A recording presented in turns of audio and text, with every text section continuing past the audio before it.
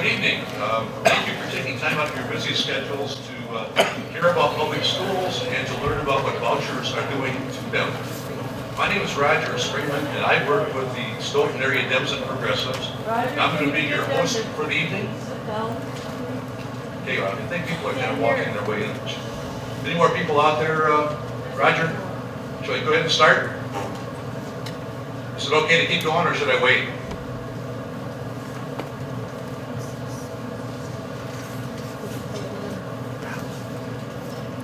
There might be a few more coming in, so we're just going to keep going on anyway. So the last thing I'll do for my brief intro is to just remind you that to please turn off your cell phones and any other devices you have so we can kind of show courtesy to our speakers, and to also make sure that we don't interrupt our neighbors. So it's something that's I forget to do. I didn't grow up with cell phones, and sometimes I forget myself, so I appreciate having that reminder for myself as well.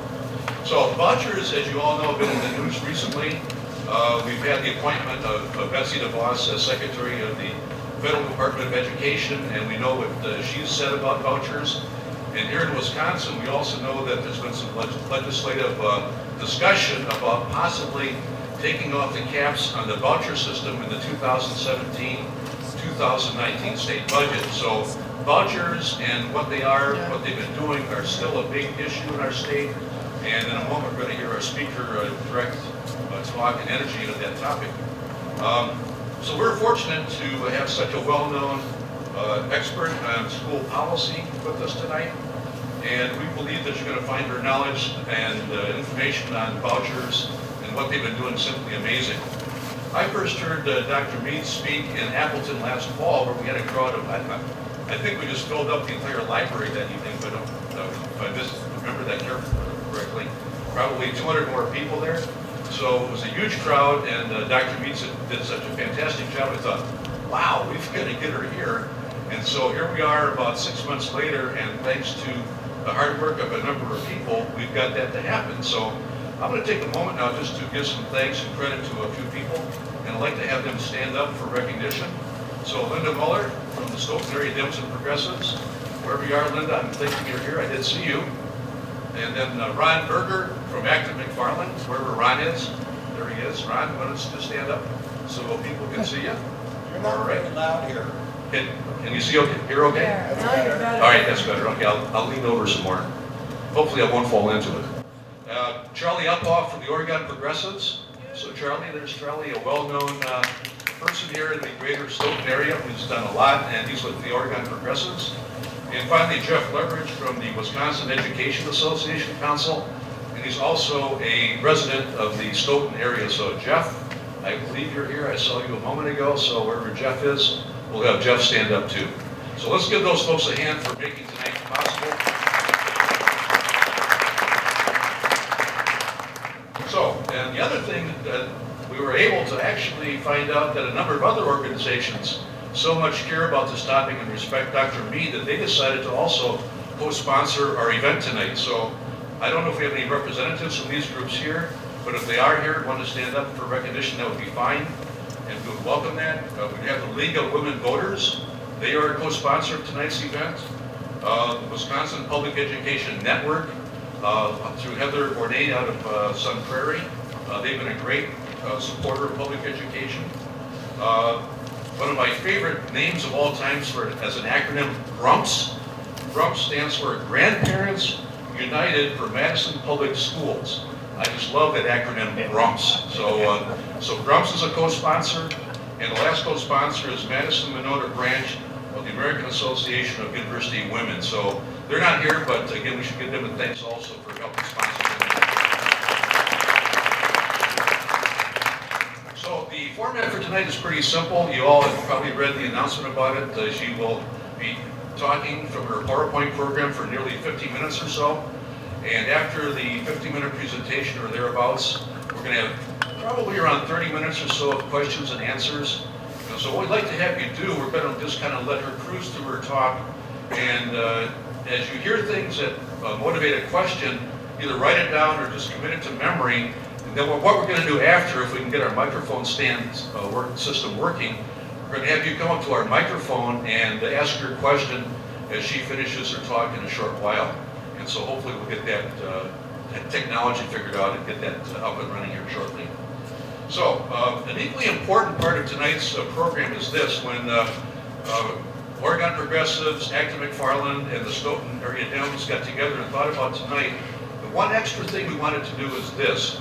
We wanted to motivate you to get energized and involved in protecting and enhancing our local public schools.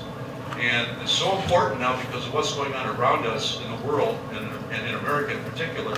So we're devoting some energy tonight to letting you know that that's another kind of a side mission of tonight's meeting, is to let you get hooked up to other groups and other organizations working very hard to protect our public schools. We all, likely a lot of us, either went to public schools or surely now our grandkids are in public schools, and we know and appreciate what they do for our life and for our society. So with that said, what I wanted to do is to call your attention to the yellow or goldenrod sheet that was passed out as you came in the door. And so I'm not going to spend a lot of time with this because I don't need to, but what I want to do is just point out a couple of things. First of all, at the top of that sheet, we have the contact addresses. That is the, I think they're all, one's Facebook, and the other, two Facebook, and one is the website for the three organizations sponsoring tonight's event. So that's in the upper portion of the sheet. And also there's some names of people and their phone numbers locally that are highly involved in protecting public schools. So after you leave tonight, if you need a contact for a local person or organization, I want to call your attention to that sheet as you leave the meeting tonight, so you can take it home and say, wow, I really heard what you said. I believe we got to do more. Now you've got a connection point for getting involved in protecting our local schools. And the other thing down below then, where it says getting to work looks like this, there what I want you to do is to make sure that you fill out the sign-in sheet as you came in, so we have a way to get back to you with information over the coming weeks and months. And then secondarily, right below that, in 2 weeks roughly, it's actually next week, isn't it? The 25th of February, Charlie Uphoff and the Oregon Progressives are hosting an organizational meeting of an effort to create an area-wide organization around Stoughton, Oregon, and McFarland that can kind of create some of its own energy and inertia to work on school issues locally. Quite a few school systems around the state and their neighboring systems have joined together to create various chapters of the Wisconsin Public Education Network, which is also mentioned above here. So what we're saying and what we're thinking is, if a couple of you tonight sitting here get motivated to go to the Firefly Coffee House in Oregon on the 25th, which I think is next Saturday, at 10 o'clock in the morning, there'll be an organizational meeting of an effort to create an area-wide group that cares about our local schools. And we'd like to have you consider stopping by there, listening in, grab a cup of coffee, and see what's going on that night. So that'll be a good thing coming up, a way to get into this, the topic of protecting our public schools. The other thing is that we have an election next Tuesday. So don't forget to vote, and Tony Evers is very much on the side of protecting our public schools, and our three grassroots organizations really believe in Tony and his commitment to public schools and to de-emphasizing vouchers in the state. So please make sure you vote next Tuesday, and if you can, give Tony your support, because we really think he's the best one that cares the most about our public schools. So that's next Tuesday.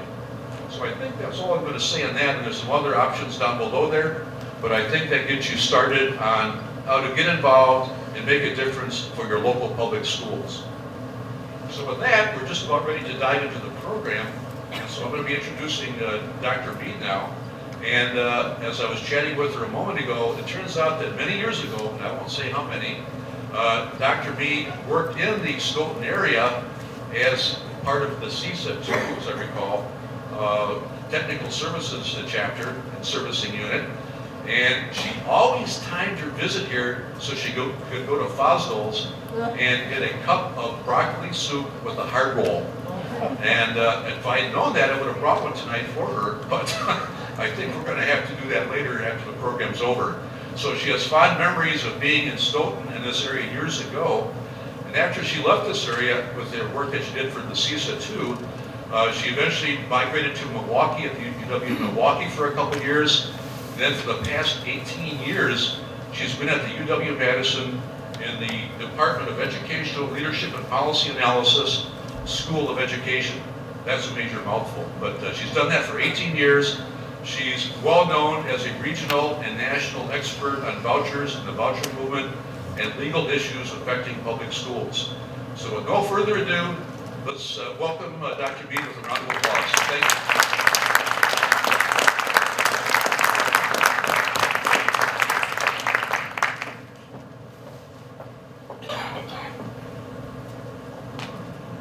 Okay, I understand this works better if I'm closer, right? Right.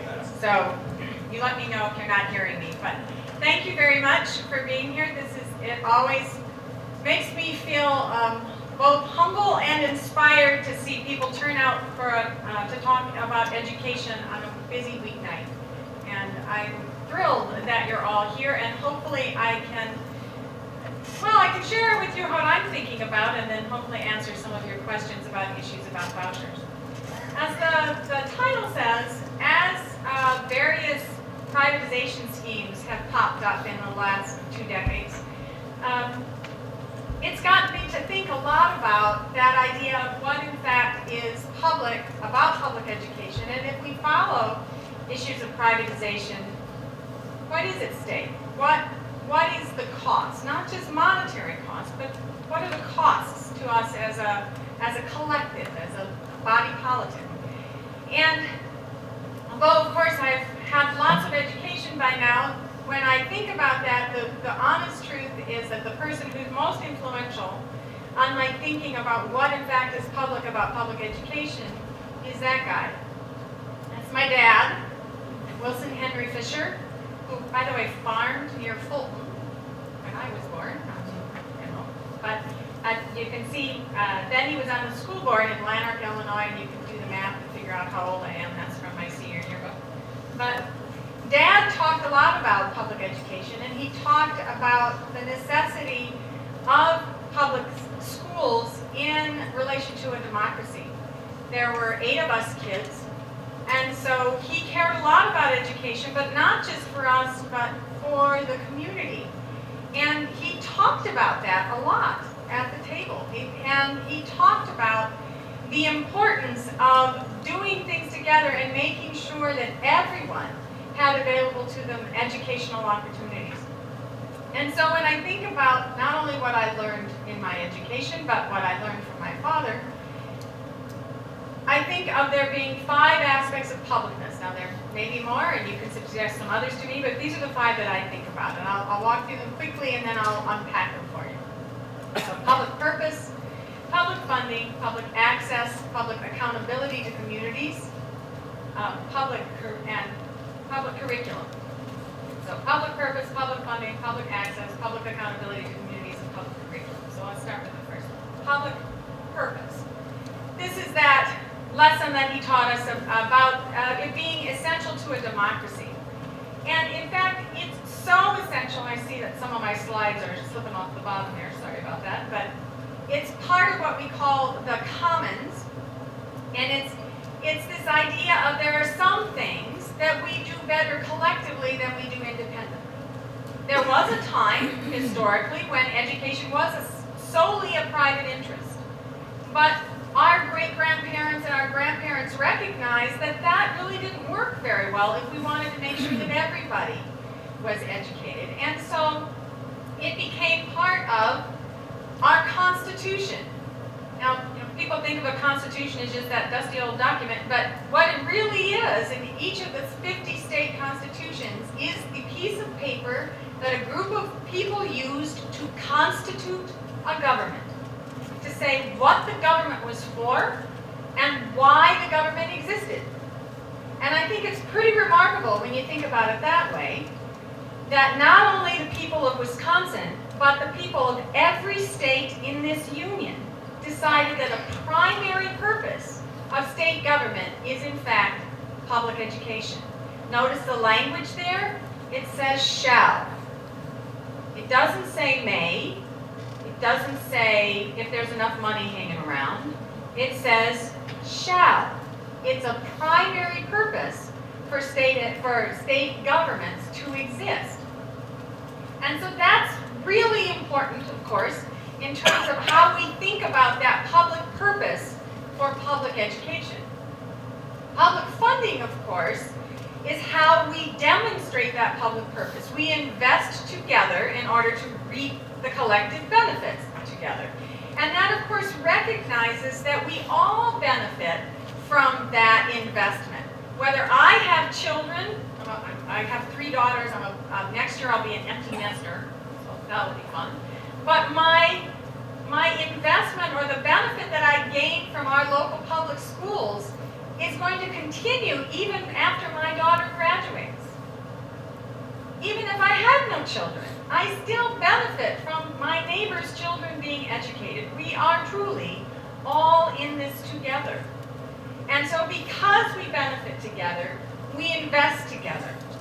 By the way, I should mention, our federal constitution doesn't mention education, but all 50 state constitutions do. Then there's the idea of public access, and this is that recognition that public is an inclusive term, and it means everybody. It doesn't mean those folks that are convenient or those folks that are easy. It means everybody. And if you were enrolled in my school law class, you would read a whole host of cases where people had to go to court to remind us collectively that, in fact, it is a term that includes everybody. So public access means kids with disabilities, kids who have to learn English, kids who come from all different varieties of backgrounds all come together. That, again, is also part of that common school experience. And part of that common school experience was also designed with the idea that if we're educated together, sometimes with people who we may really disagree with, who may come from backgrounds that are very different than ours, we will learn both what's common, but also we'll learn how to debate issues and ideas, and we'll learn to disagree without perhaps being disagreeable. So that whole idea of public access is really important. It's an essential component of publicness. Public accountability to communities. This is that idea that, again, we are invested in this, which means we control it. There's collective accountability. And we have that collective accountability in several ways. Well, one way is that we elect our neighbors. And we elect our neighbors to serve in various policy-making bodies, at local school boards, of course, state legislatures and statewide offices like the state superintendent of schools or the governor, and then, of course, at the federal level, where we vote for the president and the senators and our representatives. All of those elected people have a role in educational policy formation. And in that way, they, on our behalf, create policies that hold schools accountable, but we also, in turn, through our vote, hold them responsible. And that means that we're also holding schools responsible to be the kind of school that we want in our community. Accountability sometimes these days gets conflated with this idea of a test. Accountability just means taking a test. But I would submit to you that accountability means a lot more than just taking a test. What you see kind of popping up on the screen there is an alphabet soup of federal laws, all of which apply in public schools. Now, it's not exclusive, as the little sign says. There's more than that. But to give you a flavor of all the different laws we pass at the federal level to make sure that those schools reflect our values and that we are providing investment. Some of them are non-discrimination laws. For example, Title IX you see there, to make sure that kids have an equal opportunity to an education regardless of sex. IDEA, which funds special education. And of course, the U.S. Constitution applies in schools. So we both are educating for democracy, but our public schools are to model democracy as well. We also have a whole host of state laws. And a lot of our state laws, in fact, the bulk of school law, if you were to take my class, you'd find is at the state level. And a lot of what state law does is it defines the minimum. It says this is the minimum level that we're going to do. We may go above that minimum, but here's what we're going to collectively promise you. If you show up to a public school, you at least know that this is going to happen. Teacher licensure is an example. When my grandma Byrne, taught in Eagles School. I don't know if there's anybody here who knows where that is, but it's between Edgerton and Janesville.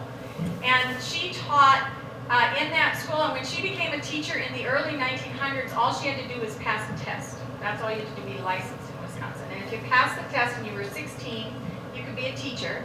If you didn't pass the test, you had to go to normal school, 2 years of teacher training. She was very proud that she passed the test. But over time, we decided that that was a good start, but was insufficient for a minimum level for our teachers. So we said teachers ought to know about child development. Teachers ought to know about child psychology. Teachers ought to know about pedagogy, how to put a good lesson together. Teachers ought to know about classroom management. Teachers ought to know about their content, right? So we've, over time, we've changed those licensure standards to ensure that when you walk up to a public school, you know that, at least. You know that everybody's licensed. You know where the minimum is. Now, of course, licensure doesn't guarantee that you're a great teacher, but, you know, it's kind of like if you need heart surgery, do you want the heart surgeon or do you want the cab driver? Right? I think we want the heart surgeon. So we want to at least start with that level of education. That's part of what we do in terms of accountability. And then public curriculum. We decide collectively what it means to be an educated citizen. At the state level, that sets our state level standards, that all the schools in the state have to meet those standards. But then each community might shift those standards a little bit. I mentioned earlier I have 3 daughters. When my older 2 daughters graduated from high school, they didn't have to do any community service. My youngest daughter does. She has to do 40 hours of community service in order to graduate from Middleton High School. Why? Because ever so slightly, that school board changed the definition of what it meant to be educated for that school and have created that requirement. We did it as a state a little while ago. She also had to take a civics exam that her sisters did not have to take. Of course, if we go even back further, I didn't have to learn computer literacy in schools because, you know, I was in public schools and high school when calculators were coming out. Computers were not yet a thing, but of course now we wouldn't think that a child was appropriately educated without some computer literacy, because that's part of what our world is. So over time, we collectively define what it means to be educated. So what's privatization? If public education has those aspects, what's privatization? Well, it's a process, a policy that allows public tax dollars to be spent for a private purpose, often to be directed by a private individual. When we're talking about educational privatization, of course, privatization doesn't just apply to education, but when we're talking about it in terms of schools, we're talking about various kinds of school choice. Usually what we're referring to is kinds of voucher and voucher-like plans, and I'll explain what those 3 kinds are there.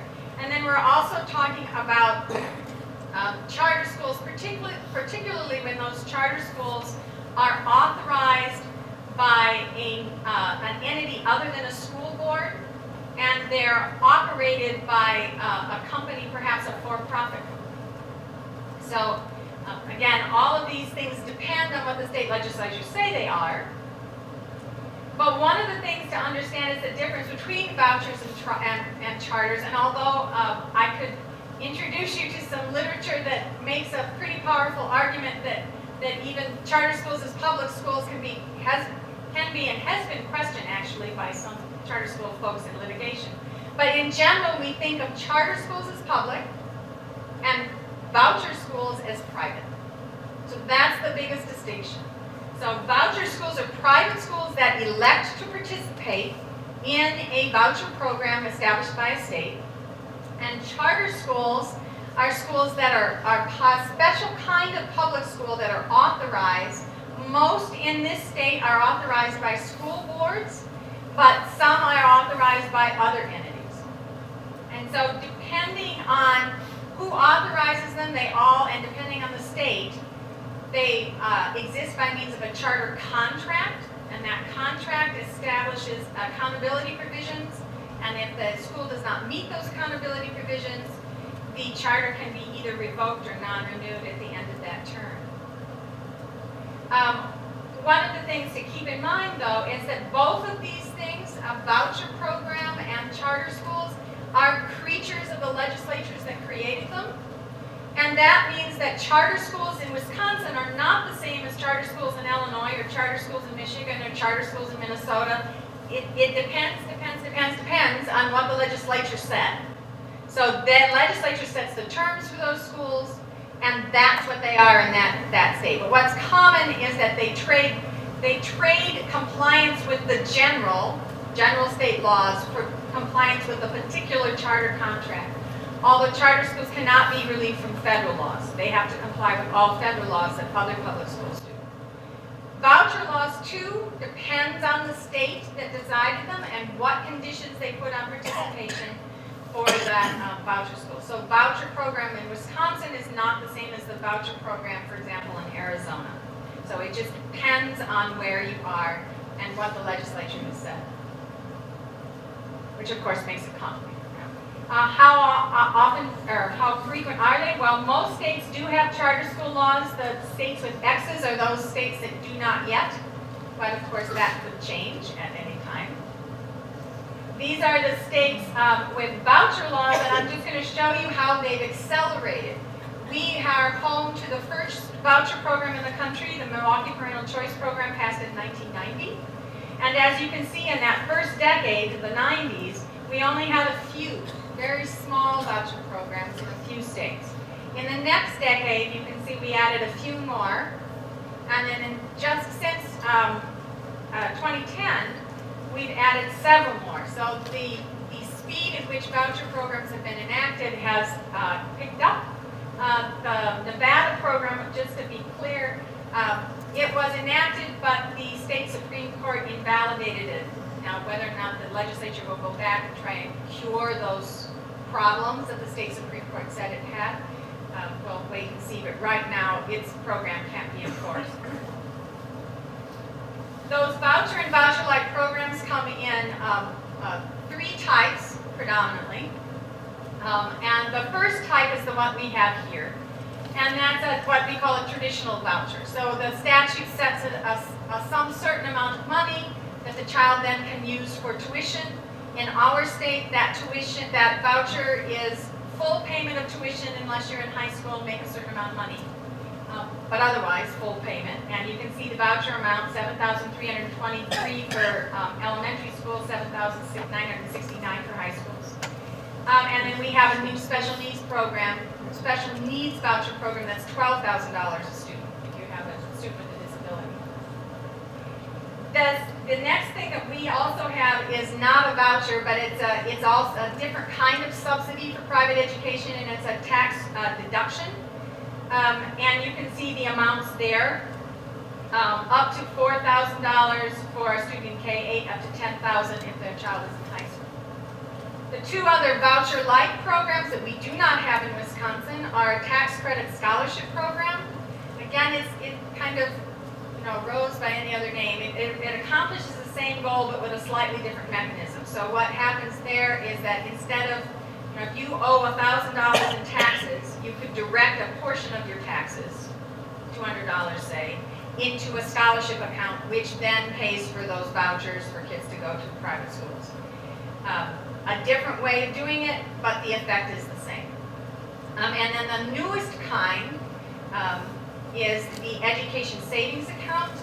And what they do is they say, well, how much state aid would this child have gotten if they had stayed in that public school district? We're going to put that money into an education savings account, and that child can then use it for, that family can use it for educational expenses, tuition and other kinds of expenses. We don't have either kinds of those in Wisconsin, but we only have 5 of the education savings account. Actually, the most common kind is the tax credit scholarship program right now. So right now, 23 states have them. 12 states have 2 or more, including our own. You see, even under traditional vouchers, we have different kinds. We have statewide vouchers. We have that kind, Wisconsin Parental Choice Program. Programs that are limited to a specific location. We have 2 of those, the Milwaukee program and the Racine program. And programs that serve kids with disabilities, and we have one of those as of 2015. And then, as it says there, tax credit scholarships and education savings. back to those ideas of those aspects of publicness, again, depending on how the state wrote it, what you see is that in each instance, those aspects of publicness are put in tension. So those aspects of publicness are in some way often diminished, actually, in comparison to public schools. So in terms of public purpose, it's not that there is no public purpose. All education serves a public purpose. All education does. It's an issue often of ordering. So in a public school, is that there's some tension between what I want and what the public school is doing, right? What the collective wants. The public purpose is going to supersede the private interest that I might have for myself or my child. In a privatized system, that might flip, where the private interest may become primary over the public interest. There is some funding that's retained, although, you know, how that works and how it fits in terms of who's getting what depends on the particulars of the school funding formulas. Access, we know both in voucher programs, research on voucher programs, those schools tend to be more segregated than do traditional public schools. And theoretically, you should have the same in charter schools, although we do have lots of research that says that they also balkanize. So you have, and predominantly in terms of the schools are controlling access, how many students, whether they participate, and then how many students they take. And so often in those voucher programs, you do see more homogeneous school groupings than in a traditional public school. Accountability, I talked a little bit about. It depends again on how it's written here in Wisconsin. DPI over time has increased, the state legislature over time has increased accountability in our voucher programs.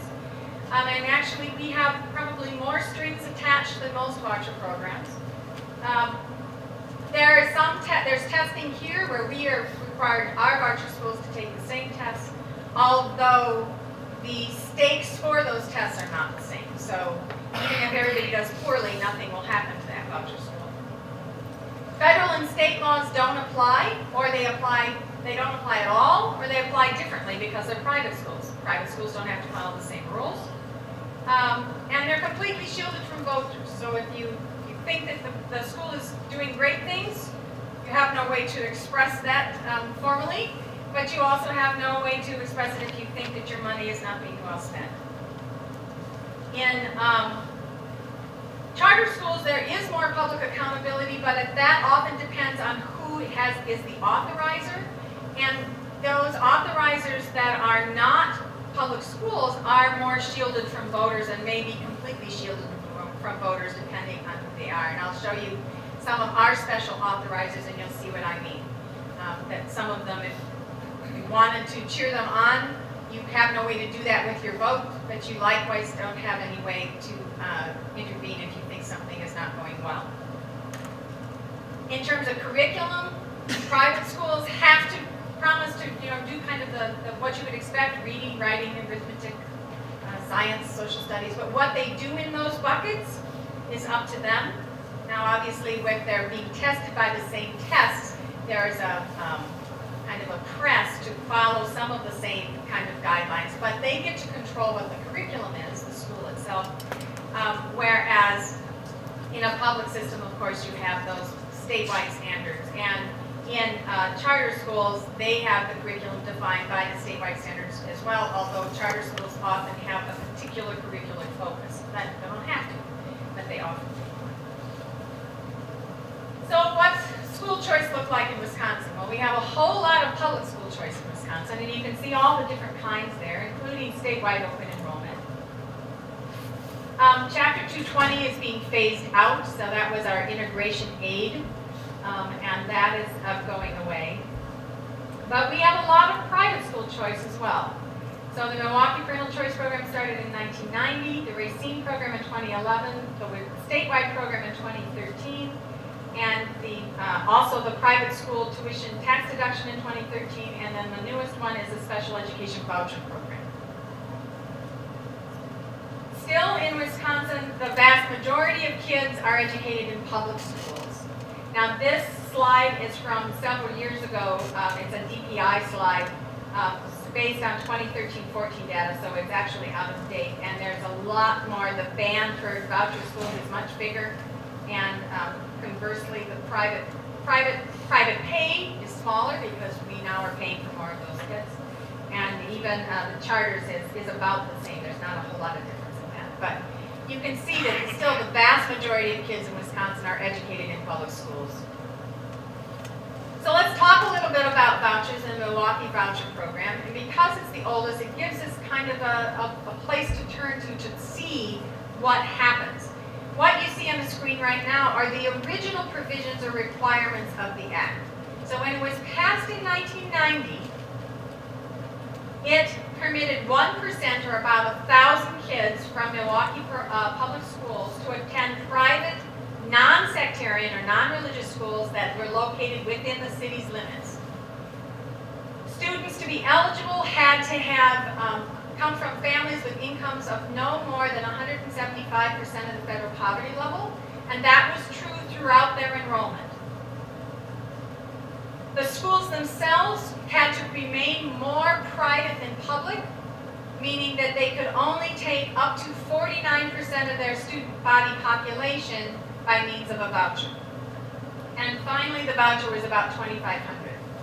Of course, lots has changed since 1990. All of those limitations are gone. There's no limit to the number of kids who can participate. There's no limit to what type of school can participate. There's no limit to where the school is located. The income eligibility is now 300% of the federal poverty level, which, by the way, is more than the median income of a family living in the state of Wisconsin. And you only have to prove eligibility the first year that you participate in the program. So if the family's income increases, pick your multiplier, it doesn't matter. Once they have been deemed eligible for that first year of participation, even if the family's income goes up, they may stay in the program until they graduate from high school. There are no longer any limits on how many kids a single voucher school can enroll, and as you'll see in a minute, we have a whole lot of schools in Milwaukee that are 100% voucher enrolled. So a private school with all children attending by means of a voucher, no one attending by means of private tuition, either paid by a parent or paid by a scholarship. Voucher amounts too have gone up. I mentioned those earlier, 7,323 in elementary school, 7,969 in high school. And we also, in instance, if the family makes more than 220% of the federal poverty level and the child is in high school, the school can charge the family tuition on top of the voucher as well. Otherwise, they can't. So, how has it grown? Well, for this academic year, there are about 121 schools participating, a little over 28,000 students, so it's now surpassed Madison in size. And if it were a school district, it would be the second largest district in the state. It costs the state about almost $204 million this year. DPI released a press release a couple weeks ago that says that since 1990 until the end of last school year, we collectively have spent just under $2 billion on the Milwaukee Choice Program. It's funded with a formula that's actually changes a little every year. I won't read it to you, but you can see. And the average participating school in the Milwaukee Parental Choice Program, the average private school, has 80% of its students attend by means of a voucher. So they're far more voucher enrolled than not. This is data from the Public Policy Forum in Milwaukee from 2015. And it mirrors, I have my own data that I did a couple years earlier, and it's only changed in terms of the number at the top. You can see that 22 schools are completely voucher enrolled. You add another 50 that are 90 to 99.9% voucher enrolled. And notice that only 22 schools would have met that original criteria that the school remain more private than public. So the vast majority of the schools that participate are voucher dependent for their funding. The Racine program, which of course is newer, 2011, same eligibility criteria in terms of income, but has a couple of others so that you have some previous school year requirements. Same voucher amounts. This year we have about 19 participating schools and about 2,500 kids. And I don't think you can see on the bottom, it costs the state around, well, I'll show you in the next slide when I pull it all up. The statewide program has a stricter eligibility criteria, 185% of the poverty level. Now remember, all of these are the first year of eligibility only. So if their family's income increases after the first year, they can remain in the program. This year, no more than 1% of any one school district students can participate in the voucher program, but that is going to increase to 2% next year and 1% every year thereafter until 2025-26, in which case there will be no limit. Same kind of previous year requirements as Racine.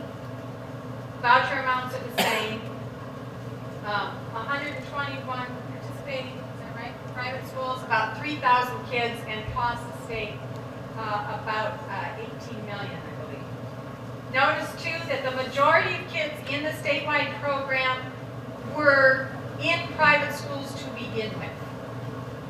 In other words, we merely shifted the funding source. So they were already in private schools.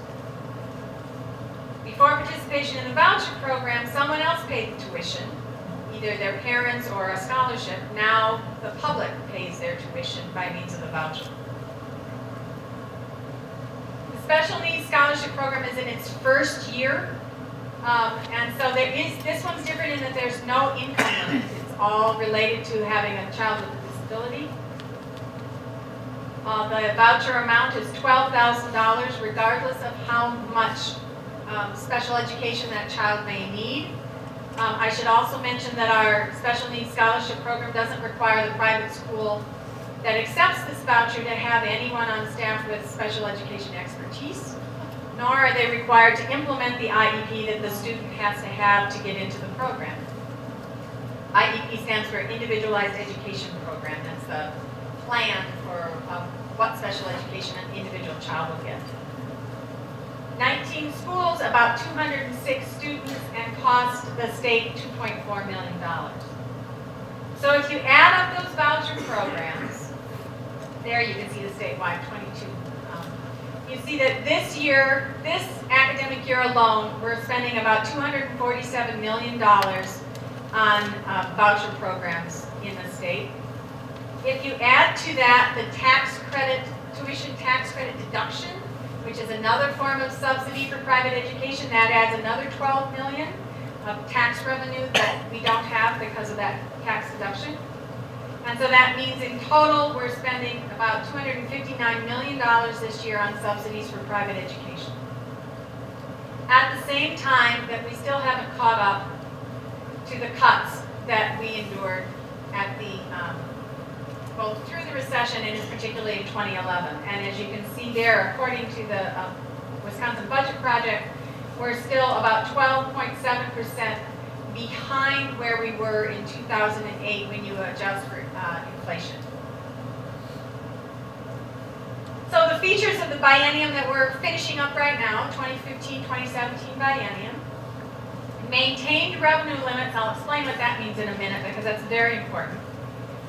No increase or decrease in special aid payments for the first year. Now this year, every school got $100 more per student. It expanded the statewide voucher program, as I just explained, and the Legislative Fiscal Bureau estimates that over the next 10 years, it could cost between $600 and $800 million, depending on participation. We've also expanded authority for independent authorizers and created a whole set of new authorizers, and you see them listed there. We created a special needs voucher program, and we also created the Milwaukee, slang called the Milwaukee Takeover Schools program. It's got another fancier name in the statute. It's the Opportunity Schools program. In terms of charter schools and those non-district authorizers, this is from DPI, and they're listed here on the side. So all of those, so the City of Milwaukee, the University of Wisconsin-Milwaukee, the Milwaukee Area Technical College, all of those authorizers that you see down the side here can create charter schools without regard to what the community wants, to be frank. So if the school board thinks it's a good idea or a bad idea, that's not relevant because these authorizers work independent of the school board. That also means when I mentioned that you have, depending on the authorizers, you have limited say as a voter. I mean, yes, technically, the University of Milwaukee is controlled by the Wisconsin Board of Regents, which members are appointed by the governor, and we get to vote for the governor.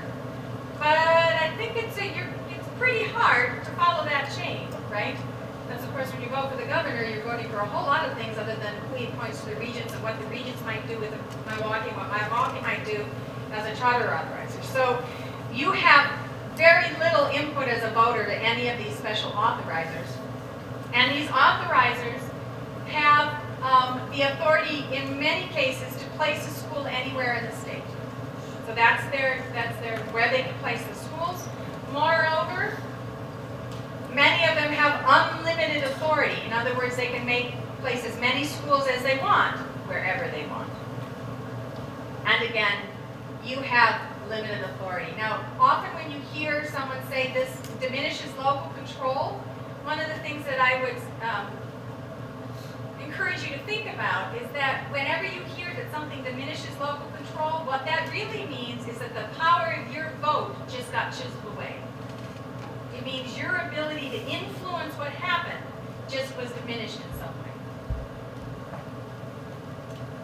Now, to understand all of this, which I know you're thinking, jeepers, this is really complicated, and yes, indeed it is.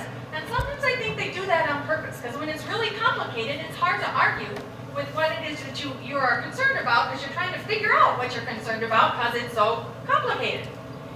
But to understand how privatization impacts public education, you have to know the intersection with how public schools are funded. So here's a quick primer. I always joke that school funding is complicated in Wisconsin because when you read the law, it uses the word tertiary.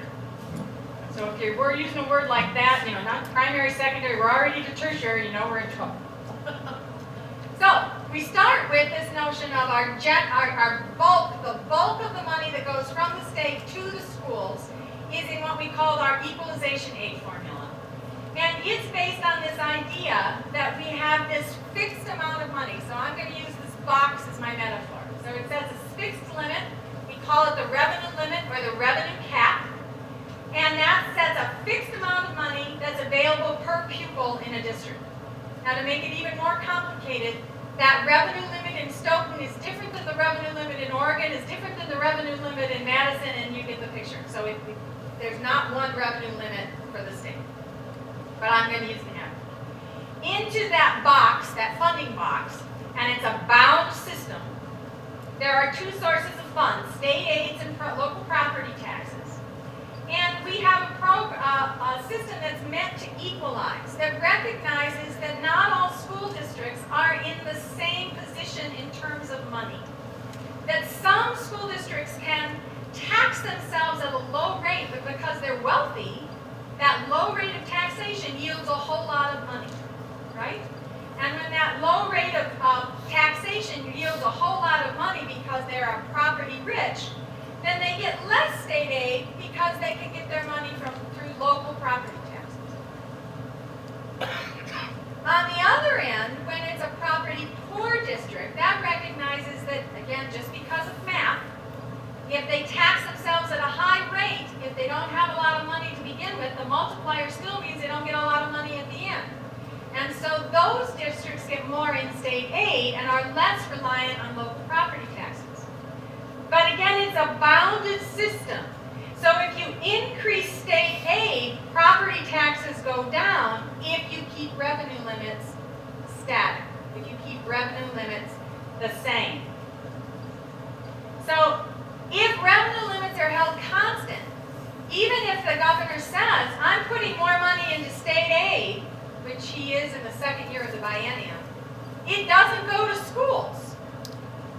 It just results in local property tax relief. Now that's its own benefit, that's its own thing, but we have to recognize what it's doing. It's funding tax relief, it's not funding schools. It's not adding 1 penny to what schools can spend. The only way you can spend more money as a school is to get a bigger box. And the only way to get a bigger box is 2 ways. Either the legislature says, you have a bigger box. You can increase revenue limits. Or the school district has to go to referendum and ask the voters, please may we increase our revenue limit, we need a bigger box. Right? And in fact, you see an increasing reliance on school referenda. The map is where referenda occurred just on November 8th, on one day in 2016. Since 2012, more than half of the 424 school districts in the state have had to go to referenda and have passed referenda, which demonstrates, of course, the importance of public education that communities have. They hold public schools in as important. I am tongue-tied, I apologize. In 216, just so in April and November combined, 154 referendum were placed on ballots by 111 school districts. The passes rate was over 79%. If we look at just those referenda that had to do with operating expenses, that means they went to referenda to keep the lights on. They weren't building a new building or buying new stuff. They were just going to keep the lights on and keep paying the teachers. And those passed, over 80% of those passed in 2016. This explains that idea of the revenue limit. So the blue band is that revenue limit, and you can see that from 2008 to 2011, it went up every year. Why did it go up every year? Because then the statute was written by the legislature that said that as the inflation went up, or the cost of living went up, cost of living index went up, then the revenue cap automatically went up to account for that change in their costs. In 2011, we took that drastic cut in public education, and they also took away that tether. So now it only goes up when the legislature makes it go up. And you can see that in the last biennium, there was no change from the year before. So from 2015 to 2016, no change in state aid. This year, schools got an extra $100 from per pupil from what they got last year. But notice that that's orange money, not to be confused with the commercial, but that's orange money, which is not the revenue limit. So when the state gave us more money, starting, you can see the little orange band starts in 2013, that was a way to give every school money without running through the equalization formula. And I'm sure you can figure out that the more we do that funding outside of the revenue limits, outside of the equalization formula, the effect will be more unequal funding for schools. There will be wider disparities from school district to school district to school district because we're not running the funding through the equalization formula anymore. Also, in that same period of time, we have reduced the amount of money or held flat the amount of money that we spend on categorical aids, which is another pot of money outside of the equalization pot. For special education, used to be, in fact, I remember when I was a director of special education in season 2, it was 60-some%, but it's gone way down. We're now at about 26. Our reimbursement from the state for English language learning services has gone to 8%, and you can see that we haven't had an increase in either of those in a very, very long time. all of this affect, how do vouchers affect this whole system? Well, in terms of local property taxes, it affects it two ways. What I call the divisor dividend issue and then the sum certain versus variable funding issue. So hang on and I'll explain what I mean. So the divisor dividend issue is just this recognition that we're now funding a whole bunch of kids out of one big pot of money. Kids in public schools, kids in independent charter schools, and kids in private voucher schools. And as we expand the voucher program, and particularly since we know that the majority of kids who participate in the voucher programs were already in private schools, what we're really doing is just pulling more kids into the public system, right? We're pulling more kids into the public funding system. And it's a simple math thing. If the legislature doesn't make the pot of money bigger, but we're getting more kids in there, simple math tells you, and it's on the bottom there so you can't see it, simple math tells you that if we have the same pot of money, more kids means less money per kid, right? It's just arithmetic. But it doesn't fall equally, and I use a kind of a silly example of pizza. So imagine, you order pizza because you thought you were going to have 4 friends for pizza. And then you get a knock on the door and, 2 more friends show up. Now you would think, oh, well that's great. We had enough, we'll just cut the slices a little smaller. But the way we've set the system up is the newcomers, if you will, get a guaranteed size of their pizza. They get that guaranteed slice. And so they get to take their pizza first, and everybody else gets to share or divvy up what's left. That's what we've done. Because of that sum certain issue. So, kids in charter schools get a guaranteed amount of state aid, $8,188 per student. Kids in voucher schools get a guaranteed amount of state aid. You've heard me say those numbers several times. Kids in public schools don't get a guaranteed amount of state aid. That's formula driven. Which means since these two folks get their slice guaranteed, any changes that happen because of arithmetic get borne by the kids in public schools. They're the ones who are making up the change, if you will. That also means then, because of that sum certain, that any difference between the voucher amount and state aid is what the local property tax payer has to cover. So this again gets complicated, so bear with me here. So we got the revenue limit, and I'm just using an example. The average revenue limit is about $10,000. The high school voucher amount is just under $8,000. And then the average state aid is about $5,000. So the idea, the way the legislature set this up, is they think, there's our box that I can't get any bigger. They think, well, you can count this student, but you can only levy up to the amount of the voucher, which means that you don't have to levy that $2,000. That's your savings. But then we have to, of course, compare the voucher amount to the state aid given, and the difference in that is the local share of the voucher. And of course, I'm going to step away and talk real loud. The idea was that they thought that this amount would cover that amount. And it might, depending in your school district, on how much state aid you get. But again, they might not, right? And so you have to look at the comparison of the voucher amount both to the revenue limit and to the state aid received.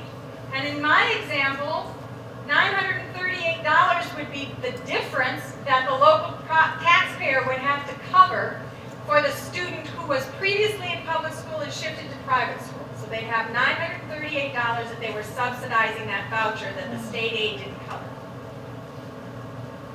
If, of course, because of the way we count kids in public schools over a 3-year rolling average, we count kids in voucher schools, the kids are sitting in the seats right then. So if you have a new student who has never been counted before on the public roll, they were previously in a private school or homeschooled or something else, then you have the full liability in terms of the difference between the voucher amount and what you got in state aid. I did it with Stoughton. I pulled up some numbers today. If the numbers were accurate, your revenue limit's a little over $11,000 per student in Stoughton. That's a difference of about $3,000 between the voucher amount and your revenue limit. but you only get about $4,500 in state aid. So the difference in state aid, your local share, the difference between state aid and the voucher is about $3,300 or almost $3,400, which means you would be subsidizing with local tax dollars to the tune of $234 a student if you have a student participating in a voucher program. If it was a new student who had never been in Stoughton schools, public schools before, it would be $388. Now, obviously, if you're a property poor district and you're getting a lot more state aid, it starts to be much more of a pass-through program. But if you have more wealth, then you are going to be subsidizing each voucher with local tax dollars. The Opportunity Schools Partnership Program, that was a way to take over schools away from the elected school board in Milwaukee, particularly, although it could also apply to, and it's written such that it can apply to any other school district, and other ones are Madison, Green Bay, West Alice, or some that could happen.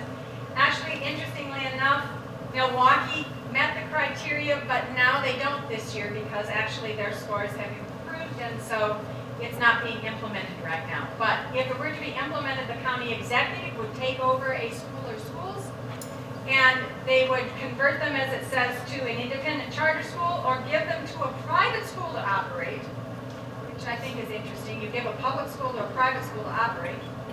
Or the law says, and no, I don't know what this means, but I've quoted it here, an individual or a group not currently operating a school. So I guess that means that the county executive can let anybody they want operate the school in that situation. That means that if that had happened in Milwaukee, there would be 4 kinds of governance structures. We started with the traditional structure. We said, it's not working, let's try something new in 1990 with voucher schools. Then, of course, we tried independent charter schools in 1997, and now we're trying the opportunity schools in 2015. But what we know over that period of time is governance structure alone does not dictate success. We have public schools that are fabulous and public schools that need help. We have private schools that are fabulous and private schools that need help. We have charter schools that are fabulous and charter schools that need help. Governance structure doesn't dictate success. And my concern, as the middle says, is that we're still avoiding the hard work of addressing the very real educational effects of high poverty and high student mobility. The effects of the budget decisions from 2015-17, or the biennium we're finishing up. It was the first time that revenue caps were frozen over both years of the biennium. First time ever that Wisconsin was below the national average in per pupil spending, according to the Education Commission of the states. 15th consecutive year of flat or decreasing funding for both special ed and English language learning services. And a continued pattern of voucher creation and expansion that happens in a budget bill. Both parties do this. I don't like it when either of them do it because, in my view, it robs me of my ability to participate in the democratic process.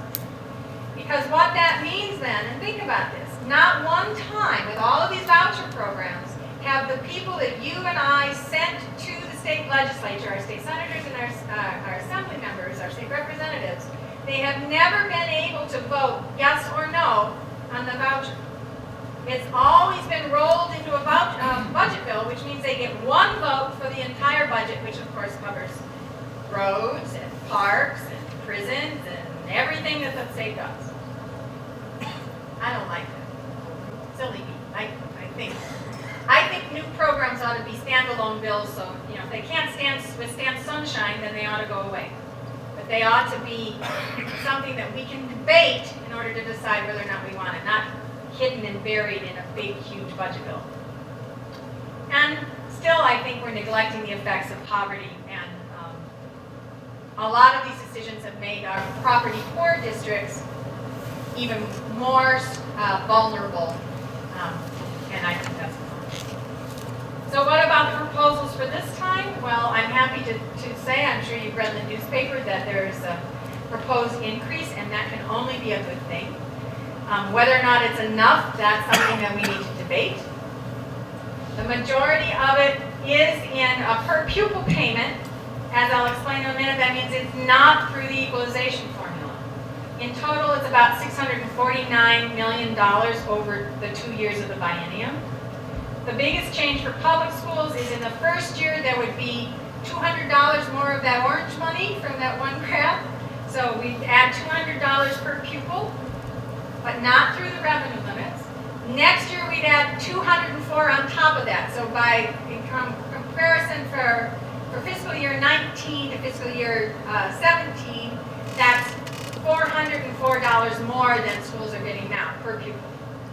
And that's the same amount of money whether the district is rich or poor. That won't matter because it's not through the funding formula. And as you notice, that says if Act 10 compliant, that says that they have to demonstrate. We're not exactly sure what the governor means by that, but he said if you're not compliant with Act 10, paying about 12% of, requiring your employees to pay about 12% of health insurance, then you can't get the per pupil payment at all. The voucher and the independent charters would get about, but a little bit more. So they get 217 this year and another 217 next year for a slightly more per pupil of comparison 19 to 17, 434 per pupil. And then there's some interesting suggestions there, proposals for adding more money to help rural schools. A lot of that came out of a task force on rural schools. And also $6 million to improve mental health services in schools. That's, of course, not everything that's in the budget, but those are the highlights. What about some other things? Well, again, it holds revenue limits constant through the biennium. That would mean we'd have 5 years of no revenue limit increases from the legislature, which means the only way that it can increase is to go to referendum.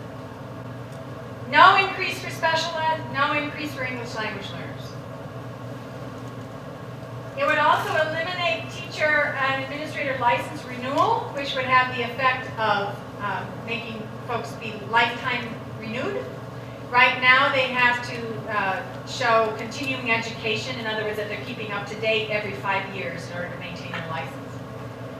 It would eliminate the requirement that school districts have a minimum number of hours. I haven't, other than it increases flexibility, I haven't heard an explanation for why that's there. Or why that's being proposed. It would also eliminate the requirement that school boards meet monthly. And it would also reduce some of the reporting requirements for private schools that participate in the choice programs. So with all of that, why do people argue about privatization? In other words, why do they propose it? Are people dissatisfied with public schools? Let's take a look at this. All of our national surveys tell us no. Now this is kind of a funny one. So this is Phi Delta Kappan, which does this survey every year. And they say, you know, how are great public schools? And so what's interesting is if you go across each set.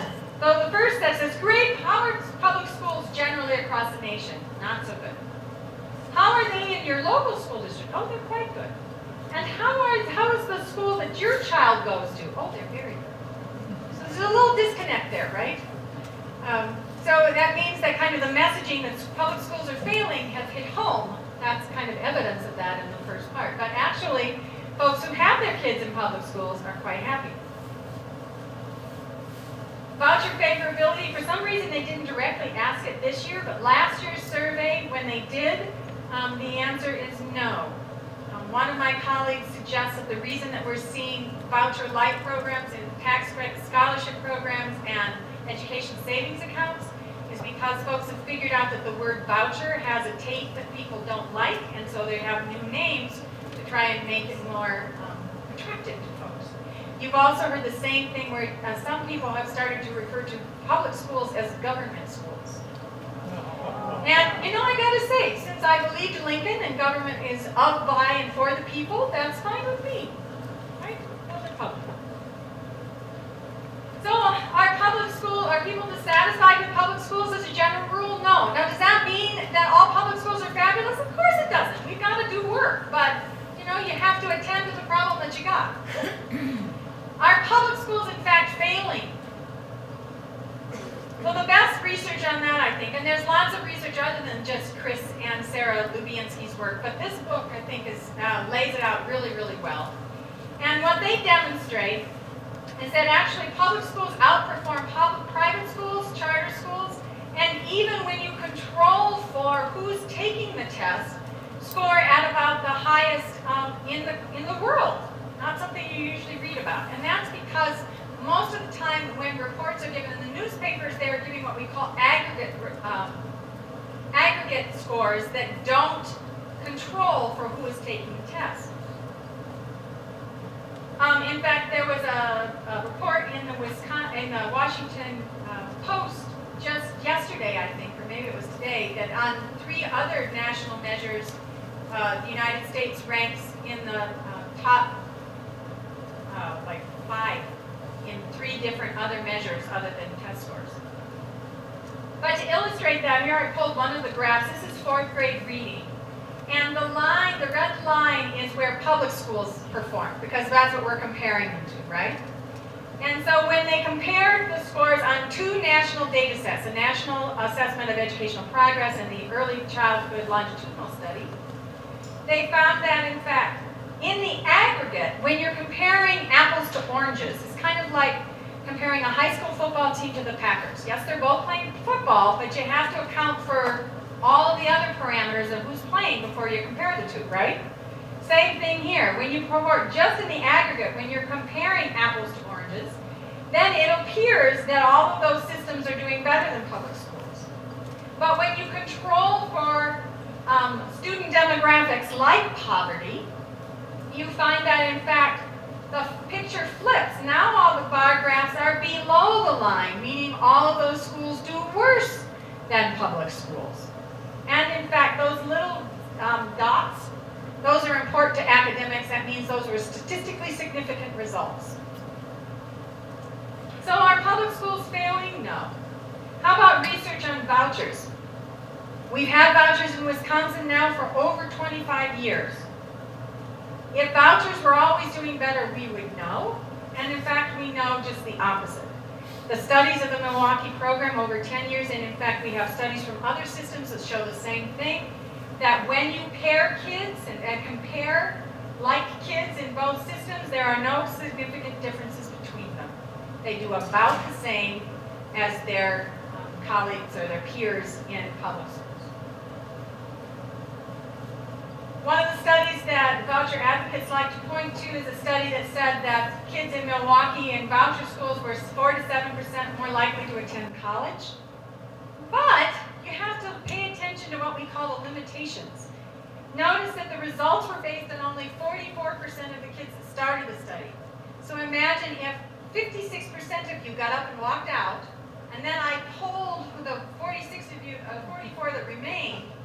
Would you trust that those 44 reflected the whole? Because that's what that is asking you to do, to assume that the 44 represents the whole, when it doesn't. And in fact, these limitations were not identified by me, they were identified by the researchers in their peer-reviewed journal, and in fact, that's how they ended their study. If policymakers should interpret these results as evidence that voucher schools are performing slightly better on one metric, the results nonetheless do not support a comprehensive conclusion that the Milwaukee voucher program necessarily provides a better learning environment than its public school counterpart. So no, we don't have research that demonstrates that voucher schools do better. How about charter schools? Well, that's a little messier, and that's messier because of all the permutations of charters, and some are very much like district schools, and some are very different than district schools. But on the whole, we do not have robust research that says that always conversion to a charter makes the school better. Or as I said before, governance structure doesn't dictate success. So if we take away those justifications, what are we left with? Well, there are ideological decisions, ideological reasons. One is that idea that limiting government is a good thing, and if we privatize, we're limiting government, and that it's its own benefit. The other is that choice is a good thing, and it's always a good thing. And so choice for its own sake is the benefit, and it doesn't really matter if the systems are better or worse. And then there's this other one, and that's that this is a whole lot of money that now folks can tap into. The other thing I would suggest is that we need to think carefully as we shift from collective accountability to parental accountability, because that means that the weight or the burden of that accountability falls now on the individual parent to see whether or not the program is sufficiently of quality, whether or not it has the elements that you want, whether or not the teachers are appropriately qualified. And it also means that they're accountable for the choices. One of the things that I'm concerned about is that instead of going to my legislator or my school board and saying, make things better, now if I'm exercising choice and I go and say, make things better, they'll say, well, what's your problem? We gave you choice. It's your own fault if you didn't get a good one. Go choose again. So we lose that collective press to make systems better. So final thoughts. I think the Constitution tells us that there's an obligation on the state legislature to create a public system, and that cannot be subordinated to a desire to subsidize private choices. It also means, in my view, that you can have a system of public schools without choice, but you can't have a constitutional system of choice unless the public school choices are worth choosing. Because constitutions have established a right to a genuine quality education, not merely a privilege to shop for one. And that if we're going to redefine public education, even if you think that vouchers are a fabulous idea for whatever reason, we ought to be doing it having a full debate on whether or not we do think it is worth trading publicness in order to get choice. And I'm sorry I went over time, but now I'll turn it over to you. Questions?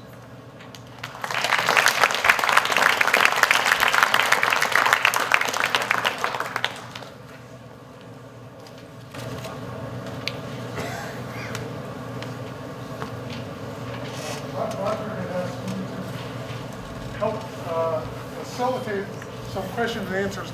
Unfortunately, our wireless mic system is not working well, so if you have a question for Julie, if you could please stand and speak as loudly as you can so that people can hear you. I'll repeat the question. I have a question about how much money is in it for the bean counters. And obviously, if privatization is such a good thing, there's a lot of money in it. And so, as an example, in some school system, if it became privatized, what kind of money are you looking at that bean counters can break off? He said, how much money is in it for bean counters? Now, I'll give you an example, a real clear example. So Nevada, you saw that Nevada had a voucher program, and they created the kind of program called an education savings account. So that type where you took state aid that would have gone to schools and they put it in a savings account for the parent. Except that amount of money didn't stay in the state coffers, nor did it go to the parents. The law was written such that the state had to approve private fund managers who then were permitted to charge reasonable fees. So that tells you that part of the purpose for that thing was to divert that public money that we have collected tax dollars for public education into reasonable fees that go somewhere else. So how much of that happens, again, that would depend on how the law is written and what's happening. But, as I said, we've spent to date in Milwaukee just under $2 billion on voucher schools. 40%, that's a big number, 40% of those schools that have participated over time in the voucher program have failed, where they've taken money and they no longer exist. So, and of course, if a school closes, and that's part of the issue both in terms of voucher schools and in terms of independent charter schools that are not authorized by school boards.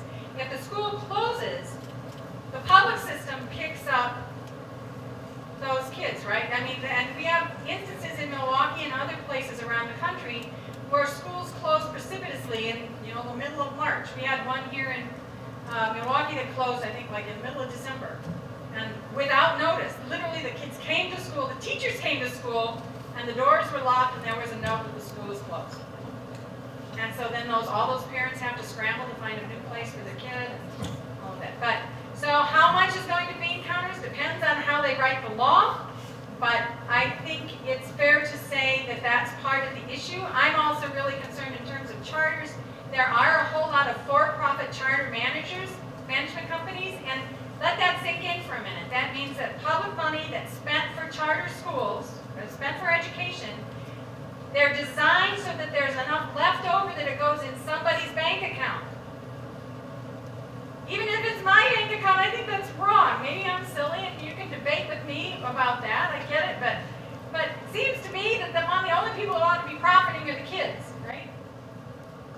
So, I'm bothered by that.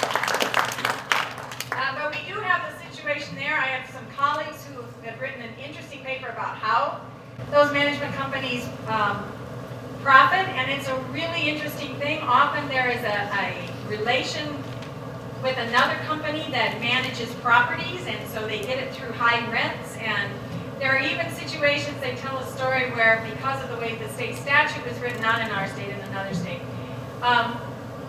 public bought a school. Because of the way the statute was written, if the school is no longer being used, they had to be able to, the charter schools got first dibs on buying that school. So they used the public money that was being paid through to the charter school to buy the school. So in essence, the public bought the same school twice. And if that wasn't interesting, once it was all done, if the charter school closed, the public doesn't own the school anymore. The private entity owns the school. So we bought it twice, but we still don't own it. So it depends on how it's written, but yes, I think there's some in there for bean counters, as you put it. Anybody else? What percentage of schools that are in the voucher program that are affiliated with some sort of religious background? Right. What percentage of those schools that participate in the voucher programs are religious? If we look at all of the voucher programs together, it's over 90%. I think it's like 95% or something. I don't have the exact number. If we're looking at just the statewide program, the last time I looked, every school that participated in the statewide program was religious. And that brings up another question, that federally, how can we actually, as taxpayers, do that because there's not a separation of state and church? Okay, so she said, how is that possible with the separation of church and state? That was decided by the United States Supreme Court in 2002 in a case called Zellman versus Simmons-Harris. It was a 5-4 decision. And what the Supreme Court concluded, analyzing the Cleveland voucher program, and I should mention our voucher program, the Milwaukee Parental Choice Program, was challenged on the same basis, separation of church and state. It went to our state Supreme Court in 1998. That case is called Jackson versus Benson. And in both instances, both our Supreme Court and then ultimately the United States Supreme Court, the United States Supreme Court wouldn't hear our case, waited 4 more years and then it heard the Cleveland case. But both cases, the reasoning is because the voucher is offered to anybody, and because anybody can take it, whether they're religious or not, and because the parents could choose to put their child in a public school or choose to put their kid in a private non-religious school or choose to put their child in a private religious school, the choice that's being made is being made by a private person, isn't being made by the government. Because that choice is being made by the private person, it doesn't violate the Establishment Clause for the separation of church and state. That's what the Supreme Court decided in 2002.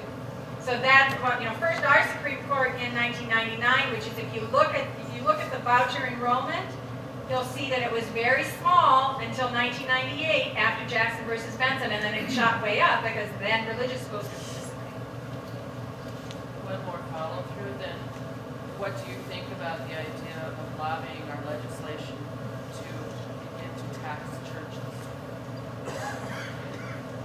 What do I think about lobbying the legislation to begin to tax churches? To help with education. To help with education. Well, I think the way I would approach it, perhaps, would be to place more conditions on participation in the program. So if you want to participate in the program, public money should come with public accountability, in my view. And Public money comes with public accountability, and if you're not willing to be held publicly accountable, then you don't have to participate in the program. Thank you. How can we, or maybe we expect what's happening at the federal level with Betsy Voss actually affecting Wisconsin? How can we, what can we expect with Betsy DeVos as our new Secretary of Education federally, right? I don't know. But we're watching. I think, obviously, she is a proponent of both vouchers and independent charters. And based on her answer to, in her confirmation hearings, she doesn't share my view that they should be equally accountable. One little silver lining I will mention is that when we reauthorized the federal Elementary and Secondary Education Act, which is also known as the Every Student Succeeds Act, or ESSA, when we reauthorized that in 2015, one of the changes that Congress made was to limit the Secretary of Education in a whole lot of ways. So Secretary DeVos has less authority than did Secretary Duncan, for example. Independent authority. That means that there are some things that she can't do that she might have done otherwise. But of course, we have one party in control of both houses of Congress, so the thing that I've heard most often is changing Title I funds, which is the bulk of federal money, and turning it into a block grant that would be required to flow through to either public or private. That's one thing I should mention. Both under current law, both under IDEA and ESSA, public school districts actually have to spend money on behalf of private schools. So they already, for example, if a child has a disability, the public system has to evaluate that child in private schools at public expense, even if the parents place their child in private schools. And that's true whether they're there in a voucher program or not there with a voucher program. So federal law already requires that. But I think what is being floated is a much more extensive. So again, we will have to pay attention to the details because that's will be what matters. So if we're required, if the federal government is requiring public schools to go in and evaluate disability, will that then kind of flow into from evaluating teaching and making the public schools have even more crossover with, you know where I'm going. Yeah, so she said if we already have to pay for evaluation, might we have to pay to send teachers into private schools to serve kids for special education, so the public school provides special education for the private school. Is that what you're suggesting? That actually is already in the law. It's a provision called equitable participation. It's a little different. In the public system, a parent of a child with a disability, the child has a right to what's called FAPE, or free appropriate public education. So they get the services that they need, whatever those services are. If the parent places them into a private school, the school district still has to evaluate and say, kind of, this is what you get if you come to public schools. But if they're in a private school, then the school district doesn't have to spend the same amount of money. So the way it works is, say you had a school district, and let's say for simple math, there were 1,000 kids with disabilities in this school district. It'd be a much bigger district than this one, but you get the idea. And let's say that 100 of them were placed by their parents in private schools.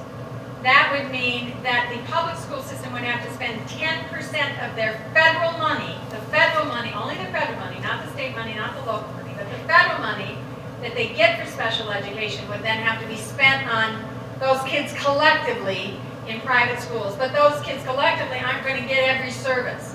So when a parent places their child in a private school, they don't have the same rights, and so they waive a lot of their rights under federal law when they do that. Go ahead. I'd like to make I guess a comment along the lines of what you've been talking about. From a short-term and long-term view. Since the vouchers started in Wisconsin, and since the legislature and the governor have been whacking the dollars away from education, the private schools have basically a very traditional system, and public schools have been that way too, but we have also been trying to innovate, and yet the money is being taken away, so we can't innovate. We are teaching the same damn way we did in 1950 because we don't have the resources to do the kinds of training and the ongoing coaching to really make a difference. Are kids different these days than they were 30 years ago? They're learning more outside of school than they are in school. And yet, we can't step up and meet their really modern needs and demands because of the way the money is and the way the laws are written. I'm so, thank you. Did everybody get that? Do you want me to repeat that? Yeah, a little bit? Okay, so you tell me if I got this. So the concern is that as systems have both defunded public schools and increased the funding for private schools, and private schools are typically, well not always, typically more traditional in terms of how they approach education. That's locked public systems into more traditional structures as well because they don't have the money to change and innovate that they would have had otherwise. Along with No Child Left Behind, locking us in. Also with No Child Left Behind, right. I will say that in terms of the money that, when the Milwaukee Parental Choice Program was enacted and it was first challenged before it was expanded to religious schools. That was a case in 1992 called Davis versus Grover that went to the Wisconsin Supreme Court. And in that case, the defense was that the legislature said this is an experimental program. It's a small program, experimental program, let's see if it works.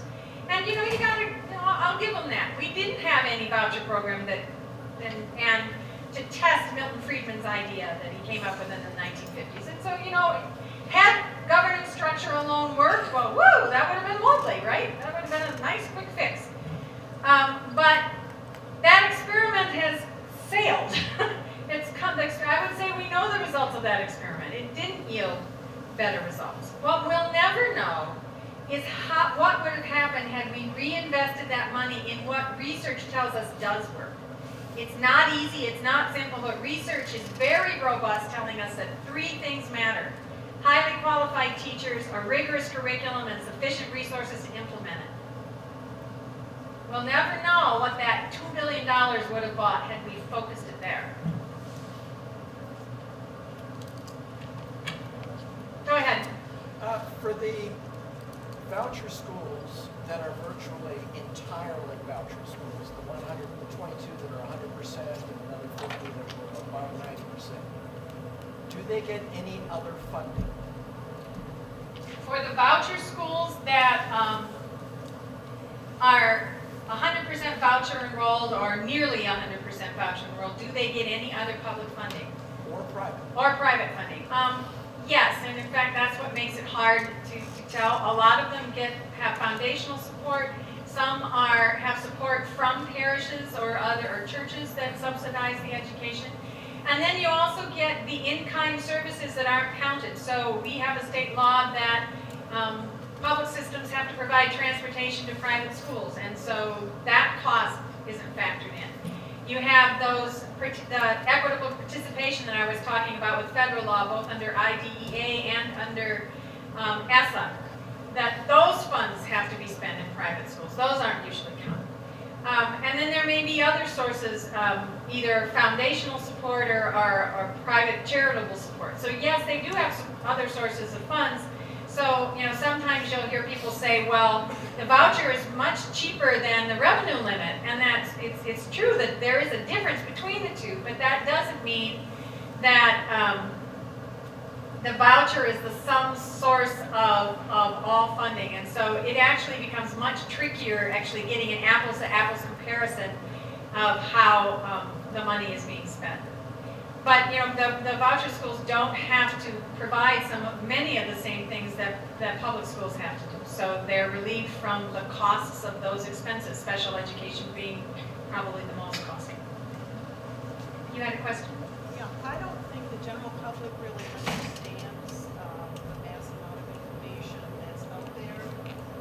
What can we as private citizens do to support public schools? Don't tell me to contact the legislator because 2 out of the 3 Republicans on the state education committee are members of ALEC. So I just feel like that's not the place to go. So.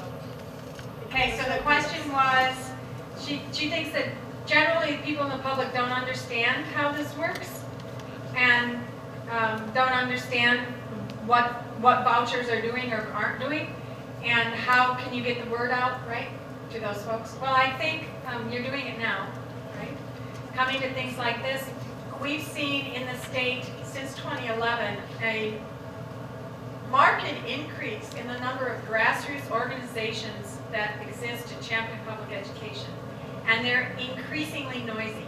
So Charlie's hosting the organizational meeting on the 25th, the Wisconsin Public Education Network. I think those kinds of efforts help. I think we also have to get braver, and to be honest with you, me standing here is part of me getting braver. You know, I was the kind of the academic that hung out in my nice little academic office and wrote my academic papers, and at some point I realized I was not doing my job by not coming out and sharing what I knew with people in this kind of a forum. And so I think you have to be braver and start talking to our neighbors and saying, did you know?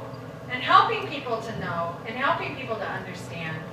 And yes, we do have to be noisy when we're given the opportunity to go, at least to talk to our representatives. And most importantly, we have to never miss an opportunity to exercise our franchise to vote. I would say that if you do nothing else, vote.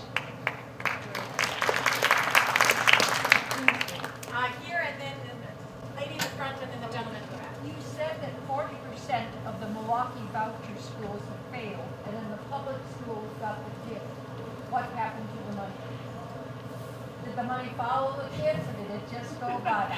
No, the money didn't follow the kids. Now, over time, the legislature has added money, had added provisions, and part of that was in the beginning. They purposely wrote the law to limit DPI authority. DPI still has very limited authority over the voucher program schools that participate, other than kind of collecting assurances. But now there are mechanisms to try and get some of that money back. Now there are requirements for audits and some things that weren't there before. And you can imagine that some of those things got added into the law after high-profile situations where somebody, used the voucher money to buy a Cadillac. I'm not making that up, by the way.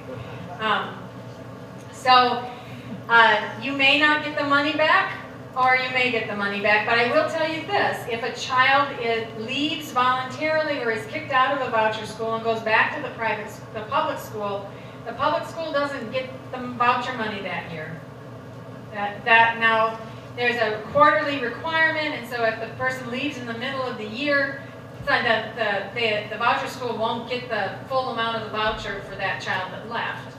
But the public school is going to have to educate that child without getting any more money either. You, sir.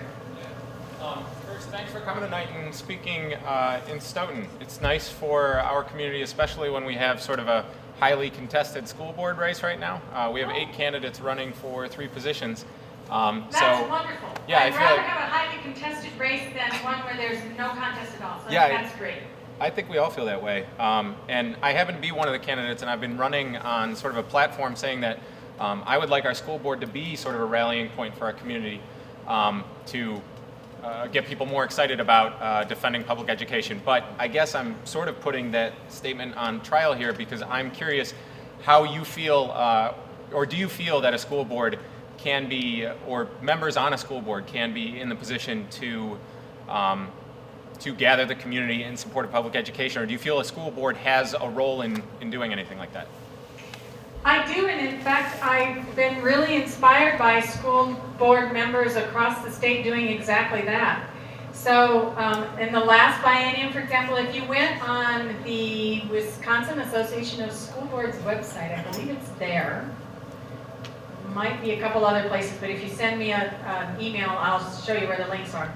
But a whole lot of school boards across the state have passed resolutions about concerns they had on budget proposals. Both things they liked and things they didn't like. Individual members, of course, wrote op-eds and other kinds of things. So yes, I think that there can be a role for that. And I think that it's important to personalize and contextualize what's happening, because when we're talking about a budget, it's this big gargantuan state thing. And I think helping your local community members understand what the particular effects are going to be in this school district. If the state makes this choice, it has this effect here. I think that's an important thing that you have to do as in terms of informing your voters. They still may decide that that's the better choice, but at least they know what the effects are. And you know, I think all of our decisions will be better the more information that's laid out there. Would you be willing to share your PowerPoint with school districts around the state who are interested in educating their community or working with their community? Would I be willing to share my PowerPoint with folks around the state? Sure. Send me an email and I'll send you a PDF version and you're welcome to have it. I always joke I'm brought here by the Wisconsin idea, right? Yeah, I'm your, you paid for me, I'm yours. I'm your professor, so yes, you can have my PowerPoint. I wanted to, first of all, thank you, because your power, I've been sitting on a school board for 3 years now, and your description of the budget and how it works by far was the best one I've ever heard. Oh, thank you. And because it was very succinct and it was understandable for everybody. So first of all, thank you. And I also want to put out a shout out to teachers. I'm a retired art teacher and a school board member, and I understand what you were saying about the money being moved away from teachers, but I want to also say that teachers are so dedicated, most teachers are so dedicated to their profession that they naturally do professional development. And at the Oregon School District, we support and fund a lot of professional development. And because our district is extremely dedicated, and that's the voters, et cetera, to education, and I'm proud to be part of that. So just in case you didn't hear, that she's just reiterating that the value of teachers in teaching, and that teachers are what have made this work, and a lot of school districts are still investing a lot of teachers, and a lot of teachers invest in their own professional development. A lot of teachers have blunted. I think, you know, if we had an accounting, back to our bean counter, if we had an accounting of how much individual teachers have subsidized classrooms with their own money, I think it would be shocking to folks, because a lot of teachers buy things for their classrooms.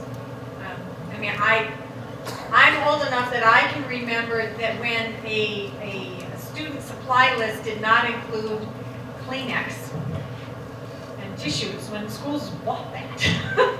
And they didn't include markers and pencils, because school districts bought that. You know, that the lists were much smaller than they are now. But a lot of teachers subsidize those lists as well. And I would say that as a rule, you have far more good teachers than you have teachers that need help. But we have lots of systems to help teachers develop capacity. And our teachers need to I think, especially now, judging by comments I get in my classes, a lot of teachers feel really devalued. So if you can thank a teacher, because they've kept the system afloat for us. Sure, this is more actually a comment, and it's maybe a little bit later. School board member here in Stoughton, and I'm super proud that Stoughton has had several resolutions and letters on that WASB board's taking action page for quite some time. But one of the things I wanted to say is that as board members, we do, I think, have to be very conscious of, we have to cast a very large tent, because we do represent a lot of people. I was at the Wisconsin Public Education Network meeting a while back where we had Kathy Kramer talking about the rural resentment in Wisconsin. And when she was describing members of those communities that she went to outside of Wisconsin, I could think of 15 people in Stoughton right here that fit that exact image. And so I think we have to be very careful about how we have to make it be compelling to everyone. And we here in Stoughton have passed referendums overwhelmingly in 2010 and 2014 when at that time they weren't getting passed very often. In 2010 we were one of the first. 2014 we were one of the first to do a recurring referendum. And then now everybody's following with the same things. And it's because we had a very compelling argument and we passed a very large net and we weren't strident one side or the other. And I think that's one thing the Wisconsin Public Education Network has done a phenomenal job with, is joining together organizations all over that have different, different people that they influence, but they all have come together under the interest of public education. And so that's all I really wanted to say. Do I need to repeat that over here? Does that help? So what she's saying is that she's a school board member, and thank you for your service. And here in Stoughton, and that Stoughton has worked very hard, has participated in the resolutions and action statements, has passed referenda in 2010, and I've forgotten the other year, 13, something like that. And because they were recognized that they are serving the whole public, that's that idea the public is inclusive, and they cast a broad net, and they made sure that they made compelling arguments and helped everybody understand their arguments. And that as we go forward, and that the Public Education Network is really helpful in doing that, and that we need to strive to include everybody and to make sure that we have compelling arguments that folks can understand the importance. Did I get that? Those of you who are close, was that pretty good? I think we're good. One more question for back here. Go ahead. Yeah, how likely do you think it is that a community the size of Stoughton is going to need to worry about a charter school trying to move in? Is that common? Can you say that a little louder? How likely do I think what? How likely do you think it is that a community this size is going to need to worry about a charter school trying to come in? Is that a common thing, or is it a bigger city thing? So how likely is it that someone might put a charter school in a community of this size? It could happen, right? It probably isn't as likely because, especially if we're talking about the for-profit kind, they're going to go where there are more people, right? But to the extent that it could create a boutique kind of situation, the one thing that can happen is that it's possible that if someone wanted to open a charter school in your community, went to your school board turned them down, what those external or those other charter authorizers create is a de facto appellate procedure. So the school board says no, so they take their proposal to somebody else to see if somebody else will fund it. I think you're correct that it's more likely that those programs will be in larger communities, but it just depends on where somebody wants to put it. I would also remind everybody, though, that kind of back to that first thing, although the effects of those kinds of programs are stronger where the school is physically located, because we're in this whole system, all schools get affected the more we have those independent charters and the more we have voucher enrollment. So all school districts are affected, but those school districts that have them physically located there do take the brunt of it. That's actually absolutely right. Any other questions? I'd like to make one point along with what you just said. There is something that school districts ought to be considering to, I guess, thwart the inevitable, I think, movement toward trying to start a charter school maybe between 2 or 3 school districts. And that is school districts that start getting outside the box and doing things differently is going to be more of a force against the charter school than anything else. So he's saying if the school district is innovative, that's going to make it less likely that another charter school will start here.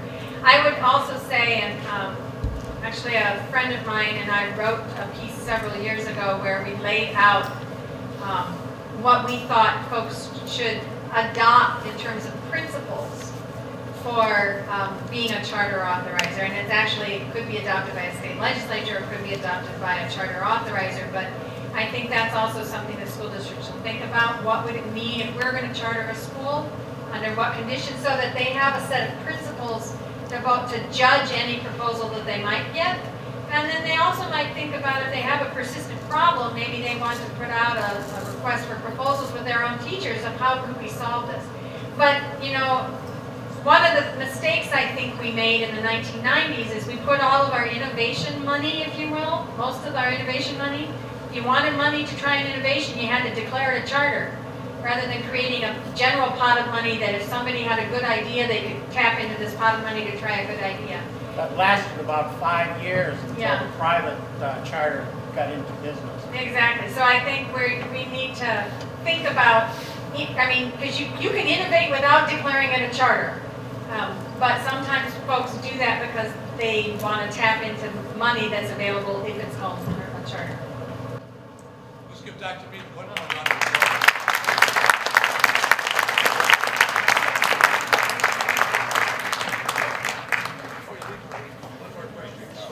How many of you would like a copy of her PowerPoint program or have access to it? A couple people? Why don't you do this? If you haven't put your name, this is okay, so here's what I'm thinking anyway. If you'd like to make sure that you get a copy of her PowerPoint, make sure you have your email address on the sign-in sheet as you came in tonight, and then we'll find a way to get it to you after we get the copy from her. That's it. That's fine. Or you can email me directly and I'll send it right to you. Either one is fine. And then a couple final words. Charlie pointed out that I made a mistake of saying that our meeting next Saturday, the 25th, is at 10 p.m. Oh, yeah, okay. They will not be open then. It's 10 a.m. in the morning. So if you'd like to get involved in creating a local organization that cares about public schools in the greater Stoughton, McFarland, and Oregon area, Charlie has arranged to have a meeting next Saturday morning, 10 o'clock, at the Firefly Coffee Shop in Oregon. So please go over there, gain more knowledge. And by the way, last thing, what is your course? Can we take your class? Sure. Okay. So if you haven't had enough and you want to get more, she's teaching again this fall, I'm sure. Either me or Julie.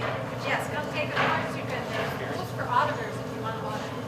And then one more final thing. If you haven't had quite enough of Julie and her presentation, on the 25th of March, I believe she's going to be appearing at the Grassroots Festival in Mazomanie. So if you want to join in another session of hers, the 25th Wisconsin Grassroots Festival, Mazomanie, Wisconsin. Thank you very much for coming tonight. It's been a pleasure hosting Julie, and we're so glad that we learned so much